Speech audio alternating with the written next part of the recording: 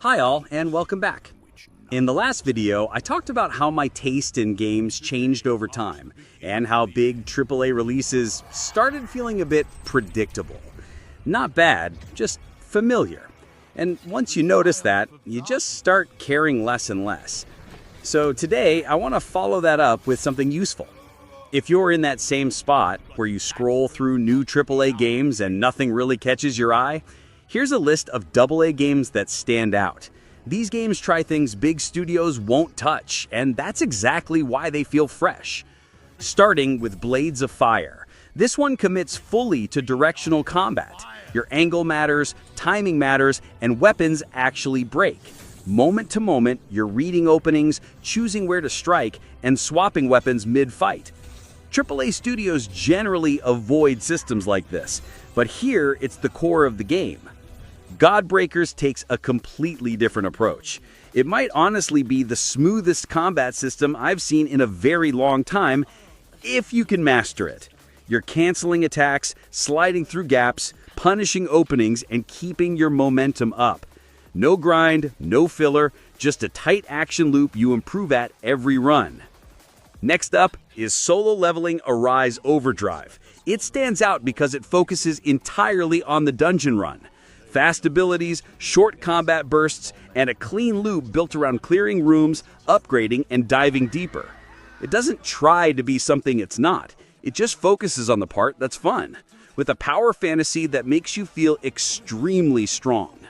Moonlighter 2 mixes two ideas most studios would never combine. You run a shop, adjusting prices, managing stock, dealing with customers, and then you enter dungeons to refill your inventory. That push and pull between the economy and the combat creates a loop that feels completely different from any AAA structure. Inazuma 11 Victory Road goes even further. It's a football JRPG, and it actually works. Moment to moment, you're directing players, triggering abilities, timing interceptions, and chaining special moves that turn matches into tactical battles instead of button mashing. There's team building between games, synergy choices during matches, and a real sense of momentum once the pitch opens up. If you've never tried this mix of sports and JRPG combat before, it feels genuinely new. Echoes of the End brings back something we barely get anymore: a linear, story-driven action-adventure. Every chapter blends close-range combat with ability-based puzzles that use illusions and spatial manipulation, shifting platforms, revealing hidden paths, or bending environments to progress. You're not wandering an open world or chasing map icons. It's built around handcrafted sequences with a clear narrative spine. It's the kind of focused structure we used to get a decade ago, and it's refreshing to see it return. Orcs Must Die Death Trap earns its spot because of its hybrid design. You're placing traps, building kill funnels, and stacking synergies: slow, shock, launch, bleed, and then dropping into the action yourself to clean up whatever breaks through. Runs become this loop of planning the layout, triggering chain reactions, and then reacting in real time when things go wrong. It's a style that's still surprisingly rare, and the overlap between tower defense and action combat is something almost no big studio invests in. Dispatch goes the other way entirely. A short, narrative thriller where you handle calls, make decisions under time pressure, and watch the situation spiral based on what you choose. It's a tight, focused story you finish in a night, something big studios don't prioritize anymore.